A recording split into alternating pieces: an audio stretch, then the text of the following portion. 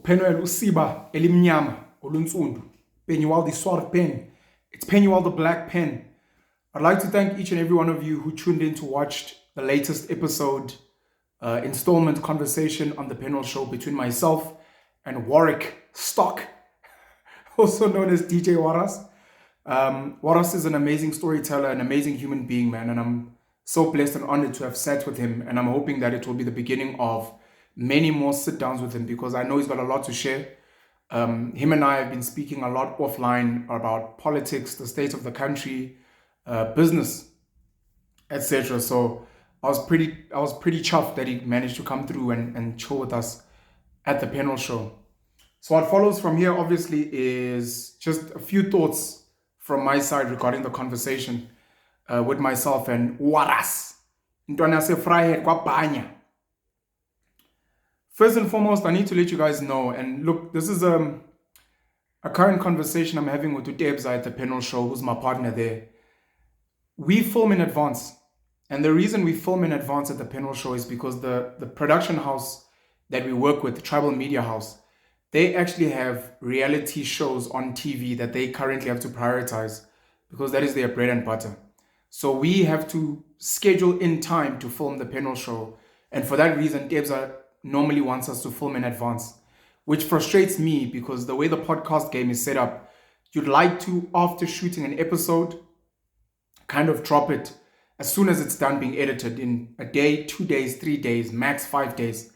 Currently, we have something like 14, if not 15 episodes that are currently sitting for the Penuel Show, and it's frustrating for me. And I can imagine it's frustrating for parts of the audience and especially for my guests. And I apologize for that. We drop one episode a week, and it's also because of capacity at the Penuel Show, because the editing team there, Q, Buitumelo, and Uyenzi, unfortunately have to prioritize a whole lot of other work that they do for Tribal Media House. But it's one of the conversations we have, or we're having, to try and see how we can make it work. Do we drop more than once a week? Do we only drop when we can? Do we film in advance and just let guests and the audience know?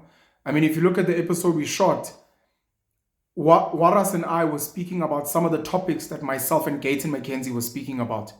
And Gayton McKenzie and I sat maybe a month after Warras and I sat, which is why, if you paid attention, when I sat with Gayton McKenzie, I was clean shaven.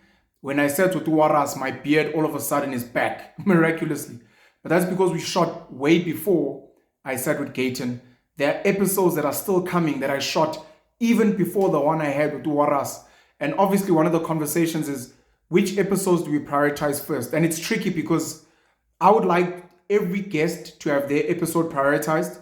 But if, for example, you have like a Dr. Umar Fatunde, you've got a Gayton McKenzie, and something topical where he'd sat with Dr. Sizwe Mpofu Walsh, you kind of need to drop that earlier. But now we push back other episodes which might have certain content in there, which by the time we drop it, the content is stale.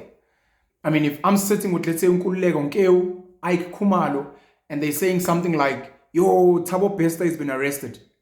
When you watch that episode, you'll be like, no, dog, Thabo Bester was arrested months ago. But it's because now of this delay. And look, if we've got 15 episodes sitting, that means there's episodes that are only going to drop in 3 months. I don't like it. I understand that the production house, of course, has their own schedule of doing things. But as I said, it's a conversation that we're currently having. And it's one of the things that I guess I need to sort out, because I know you shoot an episode today, you want it to be dropped as early as possible. Putting people on, I think, is one of my first notes. And Warras spoke about someone that he went to varsity with who ended up helping him get a gig at YFM. And I want to emphasize, man, that number one, we normally hear about nepotism in the white space, maybe the Jewish space, in the Indian, maybe Arab, Muslim space.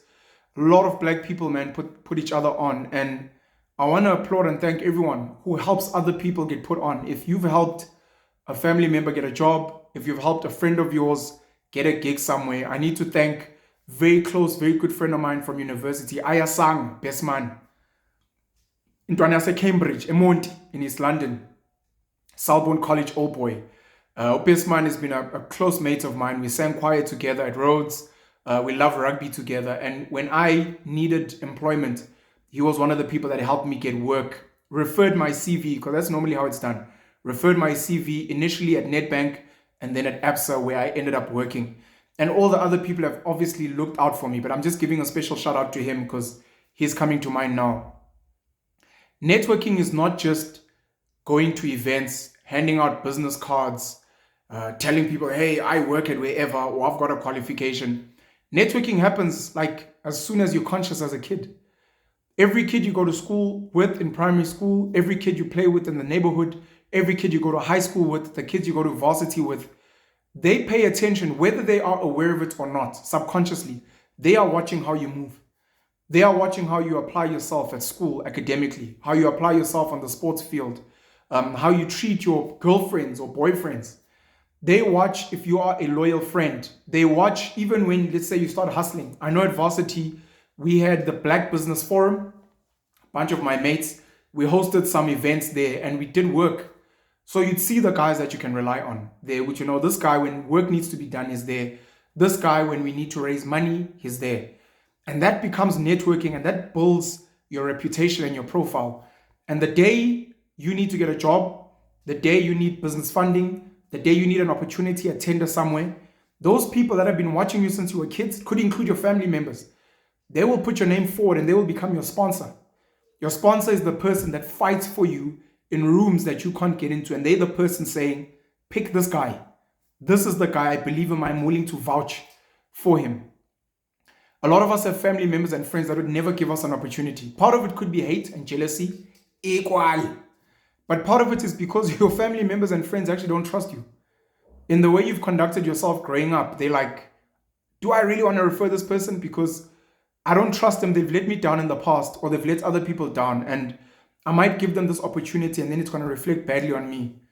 So I think at some point we need to have this conversation of how do we fix our reputations and our profiles with our family members. And part of it is your social media. You know, sometimes you think potential employers, potential business investors, potential business partners, maybe even potential romantic partners, you think they are watching your social media with the eyes of a hawk.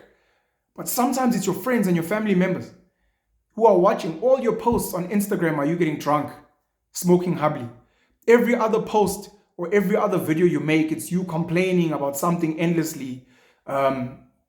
And when you're like, hey, dog, you know, I'm looking for work. In their heads, they remember what your social media looks like. And they're like, not a fuck am I going to vouch for you. I know how you live. So you need to be very careful in how you curate your social media, not just for potential employers, but for your friends and family, your neighbors who are actually watching you and actually deciding if they are willing to help you in whatever endeavor you have. But I'm glad Warras reminded us of the power of putting people on. He spoke about a mate of his from varsity. He spoke about, let's say, DJ Fresh putting Saul Penduga on, Mac G putting Saul on when Saul was looking for work. Obviously, Mac G started Podcast and Chill when he was looking for work, when he'd been fired from radio. Speak about the guys at YFM who had helped put on DJ Smooth, DJ Fresh, people like Omonde, people like Warras being put on, and all the other people at YFM who ended up becoming great. People like Shimza that were put on. And some of these people put other people on. I mean, you think of all Black Coffee, Nabo Tulo the song. You think of all Spectacular, Nabo Knaves. Life is about human beings. And when Winston Innes came to visit us on the Penuel Show, one of the things he emphasized, that he highlighted, and that has been ringing in my head since, is everything you want in life is on the other side of a human being. Normally one. You want money, you want wealth, you want a tender, you want a political position. There is one person standing between you and that goal. So you need to learn how to master dealing with human beings, getting them to like you, getting them to believe in you. And part of them is being just a great human being. Part of them is working really, really hard and highlighting the work that you do on your social media. Make sure that you're pumping the work that you do. And then, number one, going around meeting people. Number two, when you are invited to spaces, show up. Trevor Noah said 50% of achieving things in life is showing up. Someone invites you to come and speak at an event, show up and speak. You can be mediocre, but you showed up and you spoke. The day they want another speaker and they want someone big like Vusi Tembewayo and he's not available and you become the backup, they'll be like, I know this guy is not great, but he will show up and he will deliver. So show up, deliver, and people remember those things. So I think that's fundamentally important. And look, man, shout out to Mac G Soul Podcast and Chill. In a way, they put me on last year on Podcast and Chill. DJ Spoo put me on the Hustlers Corner. Just in terms of this podcast space, I myself now, and DJ Spoo was echoing it again recently, I myself am putting my brother on. I've tried to put people like Gayton from Spread View on.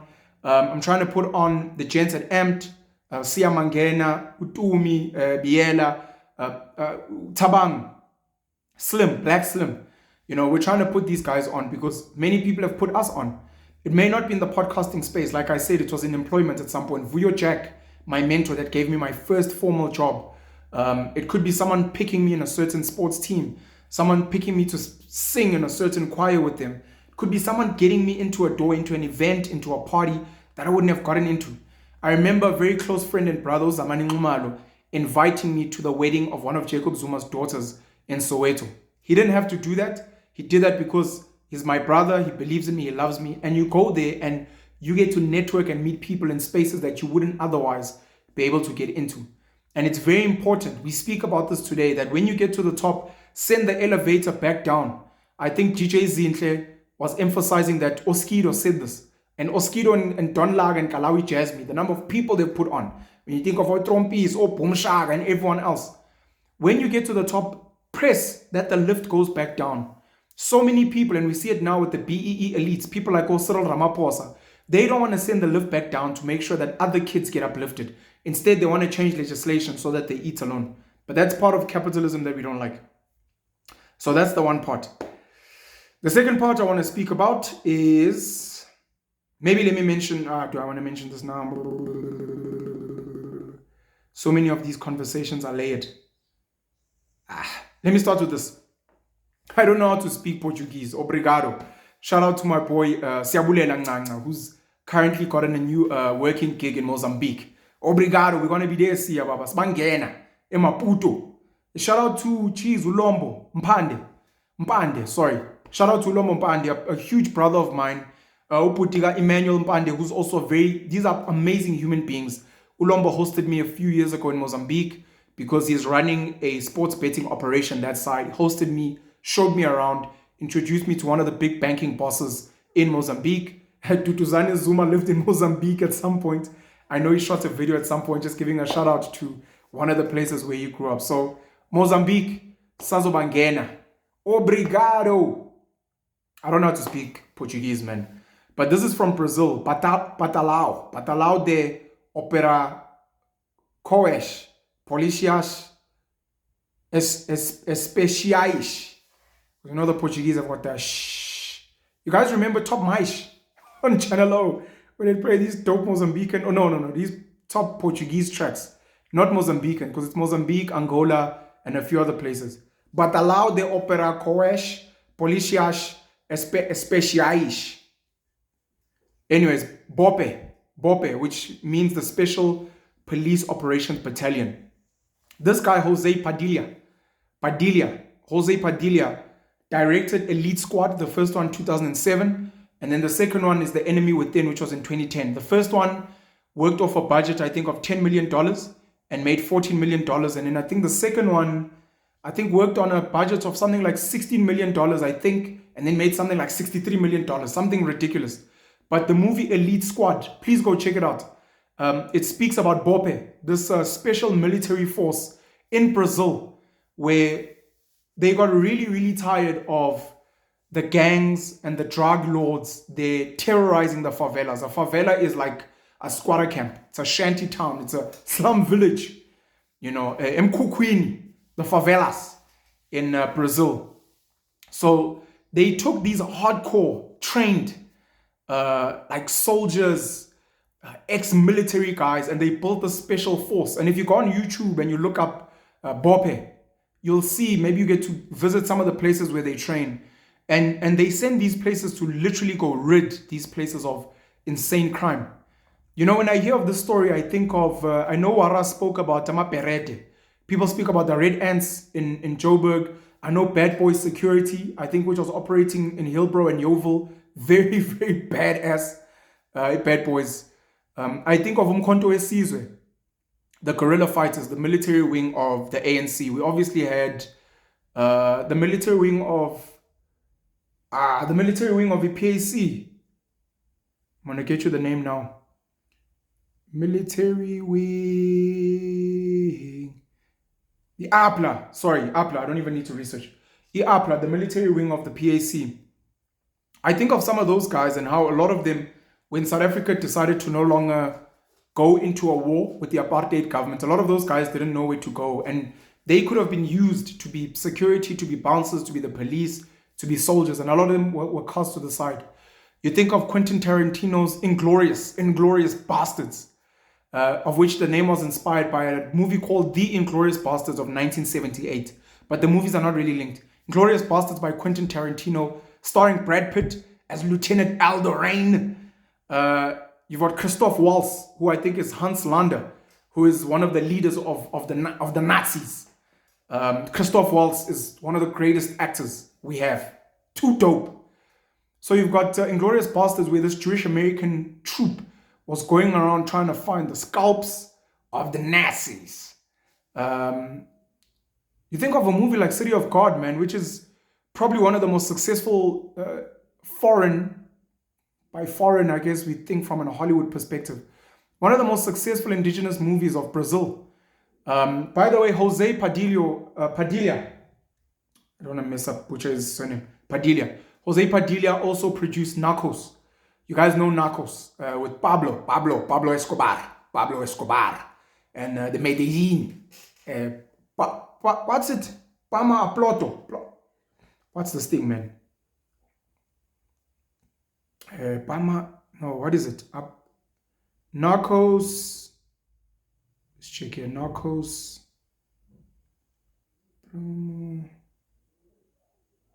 There's this nice little line that they have there. Plata o plomo. Plata o plomo, silver or lead. Take the money or we'll take your life. Come on, boy. Anyways, you think of Narcos. So Jose produced Narcos. He directed the first 2 episodes as well. But you think of BOPE and you think South Africa needs something like that. And where do we find these soldiers? Warras speaks about the security company that he is or was running, where they got bouncers, Igora, like these muscle men from Hillbrow, Zulu guys, who are coming into stadiums at events and making sure that people don't cause havoc. We have these people. We need to train these people. We need to invest in these people. When you think of places like Westbury, parts of Lenasia, Lens, Aldos, Alorado Park, Reiger Park, you think of the places in the Cape Flats, and then you think of some of the other violence, man. Taxi industry, other places, lots of violence. Some of these townships, maybe at Deep Slough, at Alex, Kwama, Shwemlazi, these violent places, man. And you're like, we need serious, good people, special forces that are going to go and solve these problems. And you know, one of the things I did say to Warras was, there's this line, Andre 3000.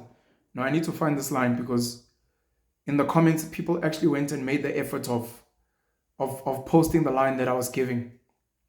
The line says, so Andre 3000 in a rap track, I think it's 16 with Rick Ross. When 16 ain't enough. I think it's 16. I think it's 16. Into the palm of a child, looks up at mama and smile, with such a devilish grin, like where the hell have you been? She yelling that selling's a sin, while so is telling young men that selling is a sin if you don't offer new ways to win. She's yelling that selling is a sin, while so is telling young men that selling is a sin if you don't offer new ways to win. And this was one of the things I was trying to highlight to Warras, you know. And look, understandably so, when we say that, look, we can't promote crime and lawlessness. We can't. We have to find another way. But the thing I was saying to him, and this is what I've said, that if we're going to sit with the taxi industry, the gang leaders in the Western Cape and other places, we need to be able to have an honest conversation and say, look, we'd like you guys to stop what you're doing. And they're going to ask. And I said this in my review with Gayton, McKenzie as well, that they're going to ask, how do I sustain my life and make money? If you're telling me to stop, okay, I'll stop. But then how am I supposed to live? And I want to live well like you. Not a great academic. I didn't do well at school. not a great athlete. I wasn't good on the sports field. I'm not a politician. I'm not a tenderpreneur. I'm not a good businessman. What I know how to do is this crime thing, and it's allowed me to buy a nice house and nice cars. And you're telling me to stop, and I'm telling you, brother, I agree with you. We need a better country. I want to stop. But tell me, how am I going to be able to make money at the level or close to the level I'm making now if I leave this place? And that becomes a very important consideration. Because even if we send special forces like the BOPEs of this world, if we send them into these places and they crack down, hey, shout out to Xolani, man. Yes, sis. How can I forget to Xolani? Sizokuthola. On this show, Sizokuthola on Mocha Love, which is driving people insane. And people are saying Xolani must become the Minister of Police. I want to get his name, Xolani Kumar. And he's been getting death threats, apparently. You get guys like Xolani and people like that. You've got guys like Ian Cameron of Action Society. These guys might crack down on the criminals, send guys to jail, Sun City here in Joburg, to Paulsmore and those places. But now, some of these guys that they stop, if you're not going to sort out the root cause, which is people are poor, people don't have jobs, at least the drug peddlers, drug pushers, how are they going to survive? You can jail some of the guys, you can't jail all of them. But after that, they will be like, my man, I've served my time. I'm back now in the streets. I've got a criminal record. No one wants to hire me. I can't start a business. I can't get funding. I can't get a job anyway. How must I survive? How must I make money? And those guys that get released from prison go back to crime because it's all they have. And if we, the supposed good, intelligent, strong, brave guys, are being serious about solving problems, that's one of the questions we need to answer. It's one thing to sort out the rot and the evil, but then how do you resolve it? You're going to tell me that you're going to give drug dealers 350 rand a month? Get out of here, man. Shit. Get out of here, man.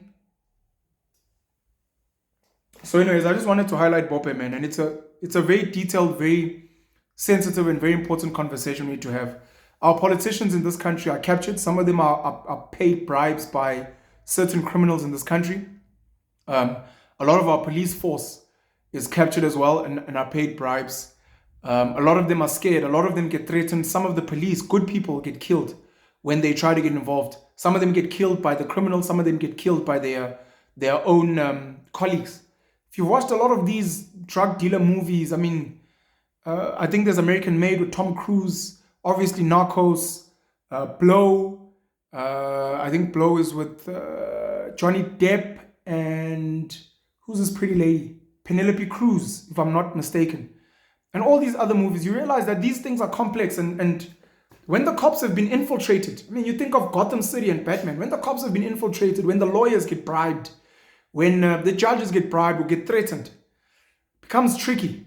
So if we're going to try and resolve this problem, we really have to speak deeper. Even some of these cops, if you tell them to do the right thing,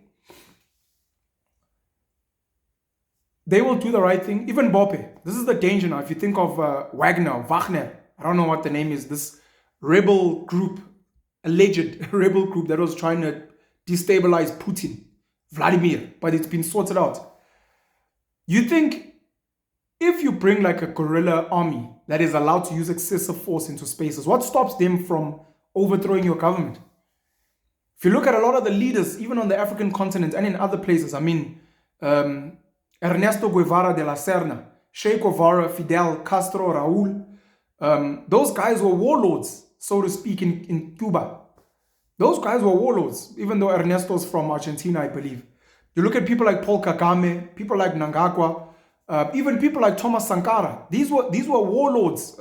Chris Hani is not a warlord, but he was a leader of a military group. What incentivizes these guys, after they've cleaned up the drugs and whatever, to say we will carry on doing good when the politicians make so much money, when other people have so much money, and then they're earning 15,000 a month, 20,000 a month, and they know that these drug lords are willing to pay them 50,000 rand a month to turn a blind eye. They're willing to pay them 100,000 rand a month to make sure that certain people get sorted out. How do you get these people from turning to the other side and maybe extorting politicians and other people and saying, okay, now that we've come in, I mean, it's the mafia story. Now that we come in, I mean, Mario Puzo and Mario Puzo, and the Godfather story and the Godfather movie series of, I think, Francis Coppola. You think of him and you're like, once I've taken over and cleaned out a place, then everyone applauds and I get a badge. But these guys I cleaned out were making so much money and they were willing to pay me. How do you get a police officer, a traffic cop, to stop accepting bribes when you're going to pay them 20,000 and you're like, just do good. God will reward you in heaven. These guys are like, nah, Baba. You're telling me to turn down an extra 20,000 rand a month so you can clap hands for me and say I'm doing good and risk my life with being killed and risk my family's life. Becomes tricky. Becomes very, very tricky. One of the most sensitive points that Warras raised was the point on Coloureds. I raised this with Gayton, McKenzie as well, and I've said before that I believe Coloureds in South Africa are the forgotten children of this country, and it makes me really sad. I'm not even coloured myself. My mom is more coloured, mixed race, but we've forgotten about coloured people, and it makes me really sad. It actually breaks my heart that the government, the ANC government, knowing very well the struggles, the work, the fighting that coloured people put into this country. If you look at the DA in the Western Cape, they just use Coloureds for voting fodder. They're not fixing the Cape Flats, Mitchell's Plain, those type of places.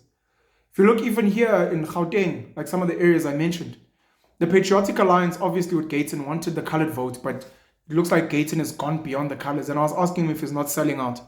If you look at some of the colours around the country, there's colours in PE, East London, there's colours in Durban. I mean, where I come from, the coloured area is called Fairley in Newcastle. Coloureds have been forgotten. No one cares about colours. The Indians seem to be organized. They care about themselves. Some of them are Christian, some are Hindu, some are Muslim.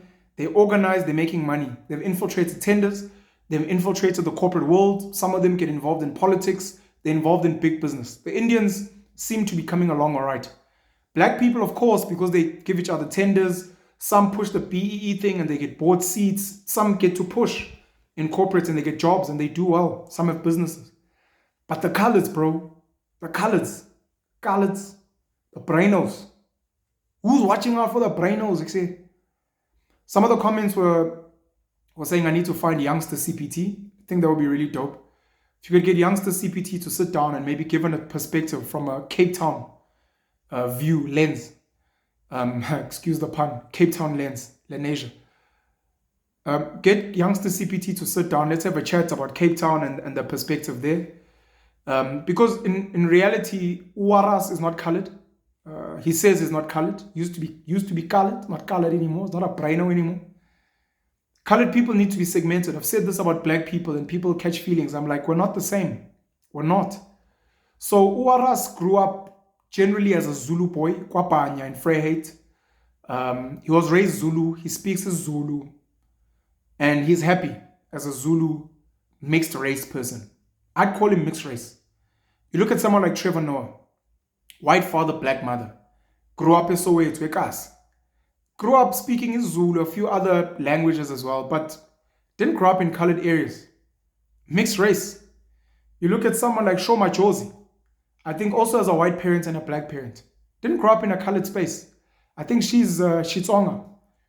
She's mixed race. You look at Dr. Sizwe Mpofu Walsh, father is senior advocate, Dalimpofu, black, Xhosa man. His mom, Oakley Smith, I believe is her surname. She was Walsh, she got married, Oakley Smith now. White British, white English lady. He's mixed race. You know, he went to initiation, Uba Indota, you know, as Umxhosa, Woluga. He had Umgidi and all those things in the Eastern Cape after matric. He's not coloured. He doesn't understand the coloured dynamic. Then you've got people like the LES. You've got people like AKA. And I mean, AKA grew up in somewhat privilege. You know, his mom, his dad, Tony Forbes and his mom, they managed to take him to a really top school, St. John's College, where he met up with Osizwe Mpofu Walsh and other gents when they formed Entity. But you've got these guys, Trevor Manuel. A lot of these guys are not like culturally coloured.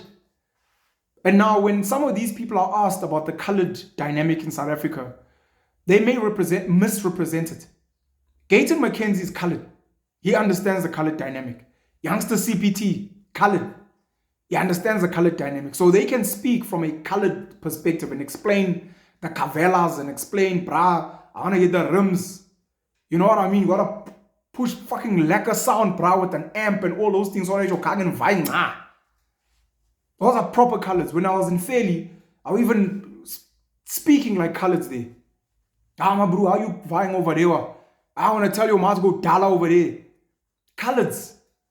A lot of these mixed race people are not colors. And some of them, I've met some colored kids that went to places like Westerford. I think it's Westerford, really top academic school in Cape Town. You look at some of the colored boys and Cape Malays that went to places like Bishops, Diocesan, Wynberg boys, Rondebosch. Some of these guys come from privilege. They speak English better than like English white boys. And then you want them to like represent colored people. People like, I'm not putting them in the brackets, but I'm saying you look at the Springboks. Ashwin Willemse was part of the gangs, and he's spoken about it. He's done very well with his life. He's become very successful. He's made money. He was a Springbok. He speaks about the gang life and how rugby saved his life. Then you've got boys like Cheslin Colby. You've got boys like Damian Willemse. Are these guys, do they understand the colored life? Or because of rugby, they got to live a more white, English, white Afrikaans life, and their lives were kind of different. But then you want to ask them, hey, what is it like to be a colored in South Africa? You're like, I don't know, bro. But maybe they might. You got Aplon, Joande Young, so many talented colored people that have come in and out of the Springboks.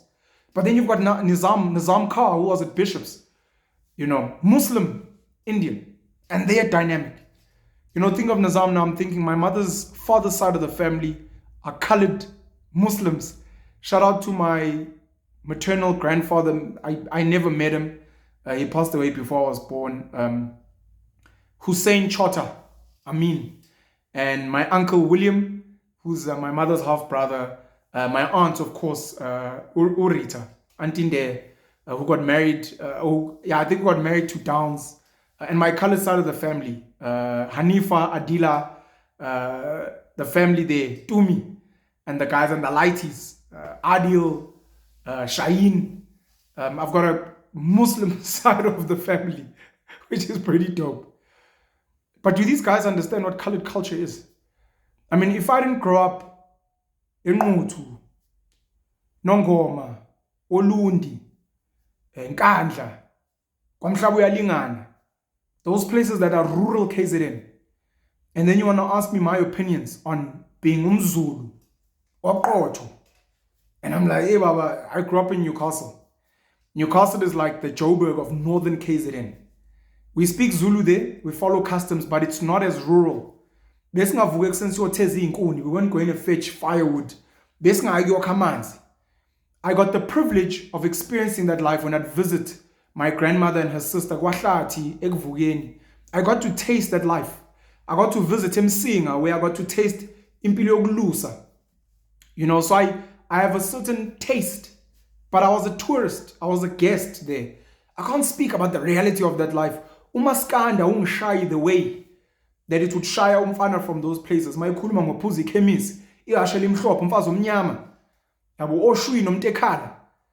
It hits them deeper. Mawukhuluma no Java no Big Zulu, ngothi nikhule kanjani bafana eBergville. Kusho ukuthini uqoka iBrentwood? Kusho ukuthini ukuthi hathi nekhazi nenkomo neinkabi neinkunzi zisematholeni? Yini isibaya? Yini ulento? Umqombothi. Those things, like I visited, and luckily I did a bit of research. But for the average black Zulu boy from Newcastle, never mind if you come to places like Joburg, rubbish. So we can't be expected to speak on behalf of these things. We didn't live that life. We didn't even, most of us, research that life to actually have a perspective. And then you want to ask us and we'll tell you, but that doesn't matter. It's like, no, bro. That's why even when I speak about Zulu customs, some people attack me, rightly so, because it's like my life is different. I'm privileged and I've been exposed to different things. My pain obviously comes from, I watch my fellow Zulu people from these places struggling. They don't have the money, they don't have the resources, they don't have the land, they don't have the livestock. So when you ask them to respect customs that in a way oppress them, I'm like, something needs to be discussed today, because the Zulu people are not winning. They are king and the royal family are doing well. But the Zulu people themselves are not a thriving nation like the Indian Muslims in South Africa. They're not thriving like the white Afrikaners in South Africa, like the white Jewish community, like some of the elite black BEE people in this country. So I'm like, Zulu people deserve better. And part of the problem is some of these customs. But I cannot speak from a place of, I live this life, therefore. I'm just speaking as someone from the outside who's researched, etc. So we need to be very careful when we speak about colored people that there are different types. I know Trevor Noah speaks about the banana types. Why do you speak English like that? You know, these colored people that speak really, really good English. Some of them can turn it up, boy. Some of these coloreds, they come to school and they're like, oh yeah, you know, the other day I was traveling and I saw, and then they get on me like, hey, bravo, wie die fuck het jy gesê? Like, you speak colored? It's like, yeah, bro, you know, when I'm with the colors, I'm there with the Afrikaans. Yeah, wat gaat aan met die tannie? You're like, no, that's dope. Some of us had to straddle those worlds. Speaking the English here, when you get to the black part, speaking Zulu, colored, some of them have to live that life, but some of them only live the suburban life. They don't know the colored township struggle life. And then, like I said, there's this group of coloreds that are mixed race, who are not colored, who are mixed race. They've got black, white, whatever blood in them. And then you've got the coloreds that have Indian, black, Indian, white. And today we've even got like Asian. I know some families that have like Philippine, black, Korean, white, Korean, black, mixed race. And now you want to take mixed race, colored looking people and expect them to speak on behalf of the colored nation when they don't know the culture of that nation. It becomes very tricky. I know Trevor said that living in America, he looks Mexican. Now he's gone from colored in South Africa to fucking Latino in America. You know, hola, da, da, da, da, da. Trevor's like, yeah, baba, mi no habla español. So I think that's a conversation that we also need to have, because I saw some people getting touched about some of the thoughts. Warras will speak about how a lot of the colored community is doomed because their mindset is wrong, constantly fighting, constantly battling. But to me, they've become the forgotten people in this country. We speak about the poor black people and how we need to solve their issues but we need to speak about coloreds. And a lot of these spaces are overrun with drugs and gangs. And for me, if we're going to want to end the drug gang pandemic in the colored nation, we're going to need to give them alternatives. We're going to have to build better schools in colored neighborhoods, make sure those schools are equipped with sports facilities, make sure that the academic programs are decent so that colored kids can thrive, because colored kids are amazing athletes. I spoke about the Springboks. You think of Bafana, Bernard Parker, Benny McCarthy, Stephen Pienaar, Quinton Fortune. I can go on and on. We've got so many talented colored players, soccer players in this country. So we need to give them. Then you go to cricket. You know, so many of the cricketers, dope colored. So we need sporting facilities where coloreds can thrive. Wait for Nikerk, colored.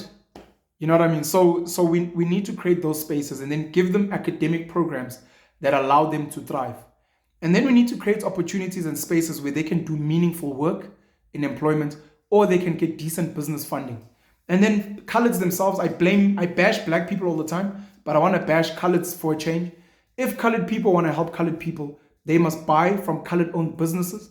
They must work for colored-owned businesses.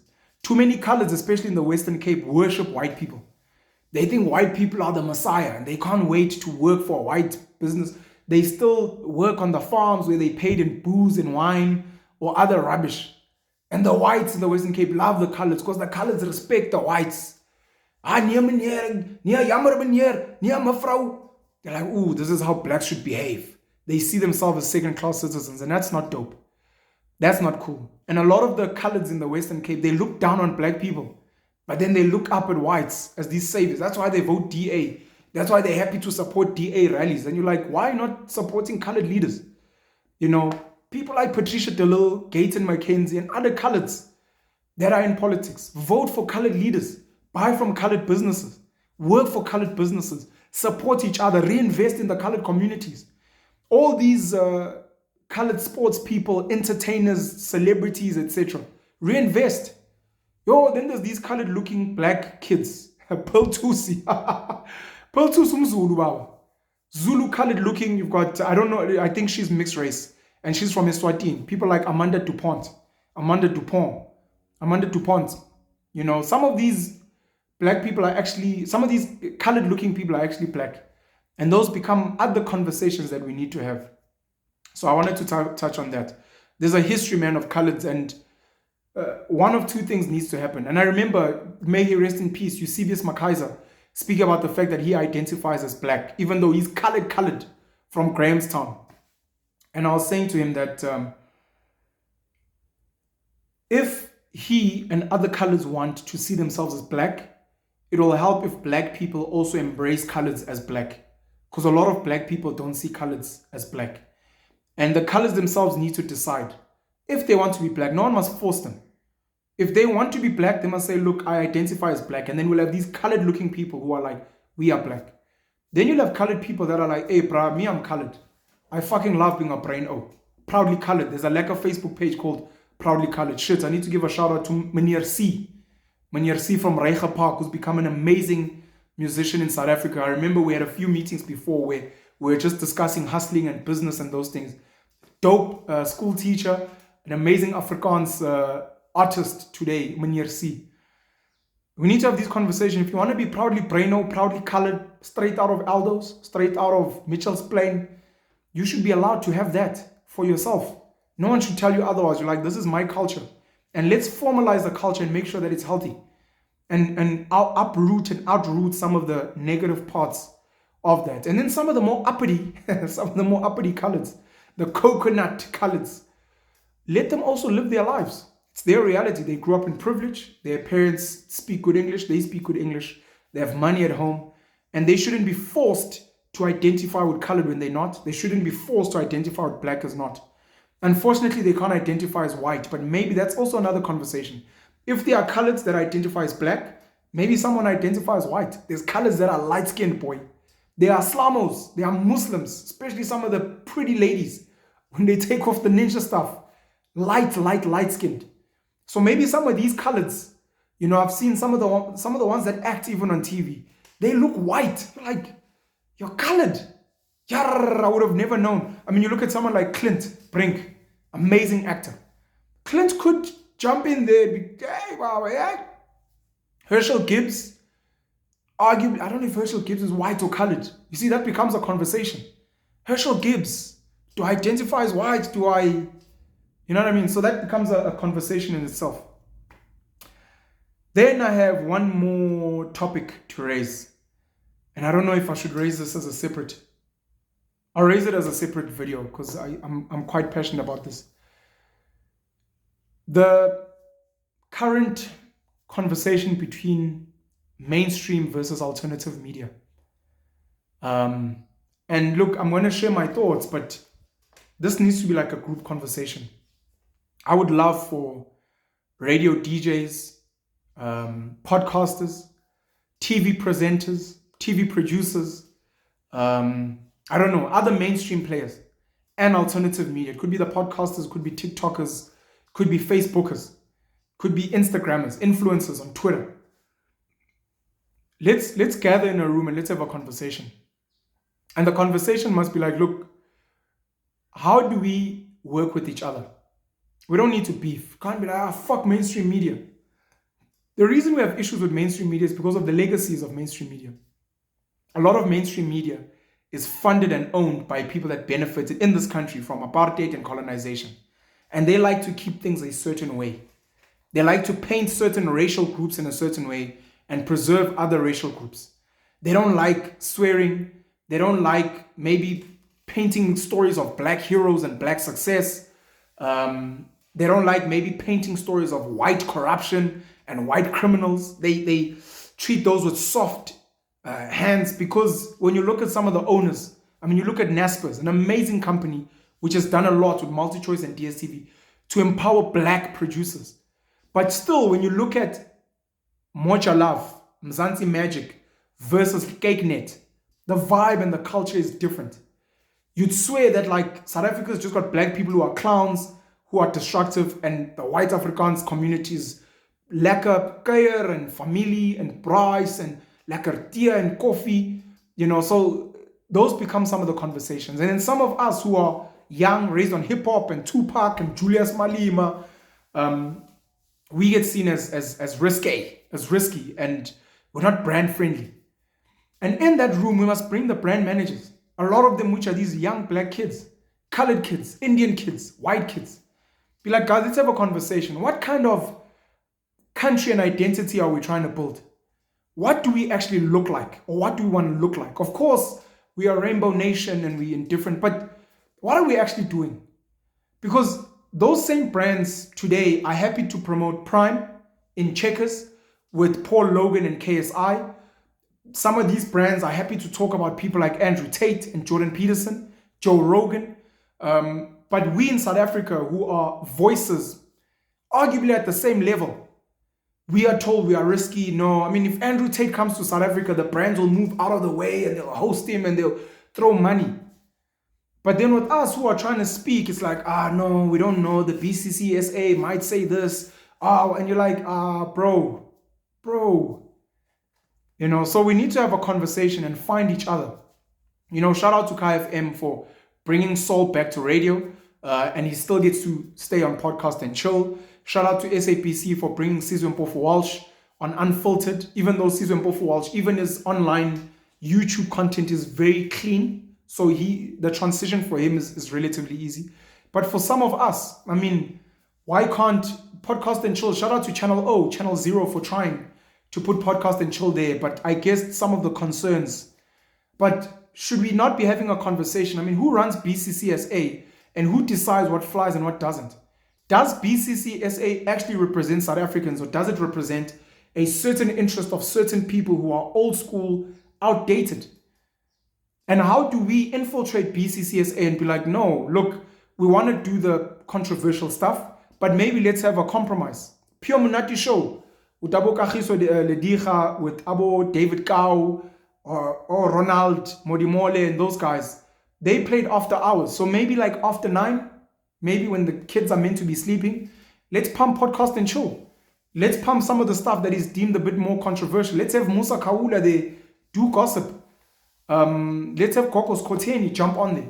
Maybe some of us who are, maybe we can do 8:30, some of those slots there. And then the Sizwe Mpofu Walsh, maybe Nkululeko Nkeo, some of the guys who are a bit cleaner, in my opinion, they can do even 6 o'clock, those slots. Nkululeko probably is there with me, 8:30. But also Sizwe Mpofu Walsh, Mpumi Litwaba, they very clean, very pure content. They can now jump on. How do we find each other, and how we bring some of the mainstream guys onto alternative? I mean, DJ Fresh now has got What a Week. DJ Sboo has got the Hustler's Corner, which is pretty dope. So some of those guys from orthodox mainstream are now starting to play around with alternative. Long format, get to chat, get to swear, get to be a bit more free and a bit more authentic. And South Africans crave that, and the world craves that. And how do we find that? And then how do we sit down with the brands? How do we sit down with the brands? I've had a conversation with John Savage, who is at the Africa Podcast Network and also AMP Studios. He's done amazing work to assist a lot of us in getting platforms to shine. I've spoken to Sia Slicker. He's looking to how can we create great relationships with the brands. I've spoken to some of the guys who are working at Vodacom. Vodacom is creating its own platform like Spotify. And some other people who are like, look, we want to work with you guys. But the problem is a lot of them are still in this rigid space where no, we can't do that. Look, we can come on, but you can't say that. And you're like, but guys, that's what people want to hear and want to see. Do we maybe bleep out some of the swear words? Do we maybe say, look, we've got Penuel the Black Pen on online where he goes ham, and then he comes here on mainstream, and here we bleep out words and he's a bit more whatever. But it's us trying to merge so that mainstream can say, or the brands rather can say, we fund him here, we don't fund him there. Or if we fund him there, we only fund him with these brands. And then here we fund him with different brands. And we try and make it work. Because at the end of the day, I don't think it would be dope if alternative media destroys mainstream, because people are going to lose jobs. And then it becomes a fat laugh. Hey, shit, ooh, David Mashabela. You look at him, he's still on radio and he's got his own podcast. And like Sizwe Mpofu Walsh, He has a very clean brand, so he's happy to move in between. But how do we make it work for some of the more controversial stuff that people want to watch? Mainstream has got the money, the infrastructure, and SABC outside of TV license, free to air. The radio, 18 radio stations, free to air. How do we take some of the clips from podcasts and play them? Can we get our own podcast radio station where the coolest podcast clips get played there, or even on some of the Metro FMs, 5FMs, SAFM, YFM, etc.? Maybe take 10 minutes podcast and chill, 5 minutes in Kulego on Culture, 15 minutes SMWX, 12 minutes of the Hustlers Corner, What a Week, Gigi Lamaine, get to, I think, Zinga now, Smashers, Donna Say Newcastle, Gift, get El Tito. Get those clips and play them somewhere there to be like, guys, we're going to play these clips from these podcasts. There's going to be advertisers and we share some of the money with the podcasters. And you're like, we're one family, guys. And then you guys can also invite us. By the way, I can't wait to host Aubrey Masang on the Penuel Show. You know, we've spoken before about him pulling through and having a chat. We need to find each other, not fight with each other, because we're all trying to win. And then the South African government, ICASA, the cell phone networks, MTN, Vodacom, Telkom, Cell C since it's still alive, platforms like Liquid Telecom, maybe Blue Label as well as a service provider. How do you guys get us free Wi-Fi, especially in poorer areas, free Wi-Fi, or how can we make data cheaper so that we can send some of these stories out there? And then big corporates, big business, we'll call it capturing. They can capture us without censoring us. So you get the guys at Naspers, Koos Becker and the guys, Johan Rupert at Remgro, Patrice Motif at African Rainbow Capital, whoever else, and tell us, guys, you're allowed to bash us. It's okay. But we will fund you. We will make sure the brands come through. And let's see if we can find each other. And then you have some of these guys. Get Nikki and Jonathan Oppenheimer to come on the podcast and have chats. Bring in Johan Rupert. Bring in Christo Visa and YT Person. Bring in Yanni Mouton and his Lighty. Bring in Rian Starsen. Michael Leroux. Bring in these oaks. Putuma Ntego. And we criticize them. We judge them. We say they captured. Bring the leaders of Glencoe. Bring Cyril. Bring Stephen Sard. Guy Attridge. You know, bring the Aspen guys and be like, let's have chats. And like, we think you guys are fucking shit up. And we think you guys, let's have a conversation. Because if we're going to create this rift, if we end up building with podcasts, the Silicon Valley, and we use technology, yo, shout out to Silicon Cape, Vinnie Lingham, Justin Stanford, Vusi Tembewayo. If we kill this space, a lot of people are going to suffer, and it doesn't have to be like that if we can find each other. Allow us to criticize you. And then share your side. And if you've got things to hide, be like, look, we can't comment on that because it's sensitive, it's confidential, etc. And you're like, cool. Otherwise, it becomes an us versus them. And that's really sad when we shouldn't be doing that. We can actually build together. I think I'll stop there for now. We need to have this group discussion with mainstream versus alternative media and how we can reach each other and then bring the brand managers in. The brand managers need to try and innovate and be flexible. Don't wait for America to be flexible. Don't wait for the United Kingdom. Don't even wait for Kenya and Ethiopia.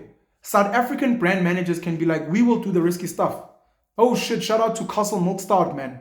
Castle Milk Stout hosts Black Conversations. They invited myself, other people like Joshua Maponga, they had Ubaba Musa, Mselegu, Blessing, Blessing, Celeste Ntuli, so many other people, man, that have come through there. Coconut Kells, people that I'm just thinking of off the top of my head, to come and have conversations about blackness. Yes, it's curated content. Yes, they might bleep out some stuff, but they are saying, guys, let us try and reach out. Let's see if we can try some stuff out. I mean, if Castle Light could bring Kanye West and Drake, you know, and Post Malone, and these guys, some of their music, they swearing, they speaking political content. You bring in guys like Kendrick Lamar, but you won't let us speak. I mean, we're the new age Tupacs.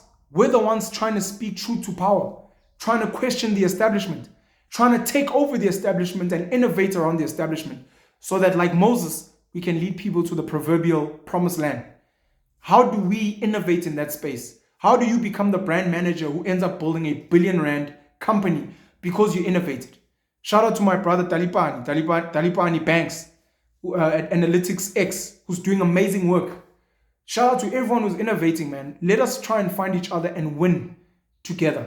Let us build something more dope than Silicon Valley in South Africa. Let us build something more dope and more flexible than what's happening in Dubai right now. We can do that in South Africa, but it requires us to create these spaces where we can have these conversations and find each other. It's going to be difficult. We're going to argue.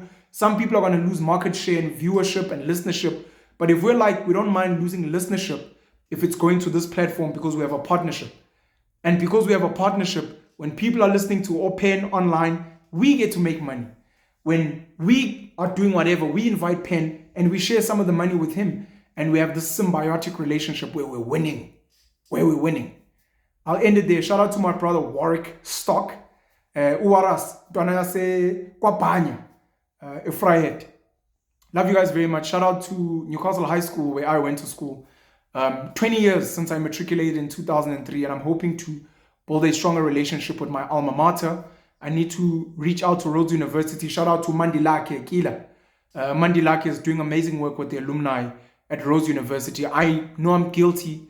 I need to reach out there and see if we can do more work with Rhodes University and get many other people to invest in their alma maters and other spaces. And of course, shout out to the University of Johannesburg and all the stakeholders there, or Jomo in rugby, or Sizwe in the choirs, etc. Of course, Sfiso Atomza. Come on, man. One of the dopest bands, the Muffins. Shout out to the Muffins. Choir boys from UJ. Shout out to the guys at Wits that I know so well. Let's see how we can build a better country. And let's see how we can find each other. Penuel the Black Pen. Love you guys. Hope you'll have a great day further. Cheers.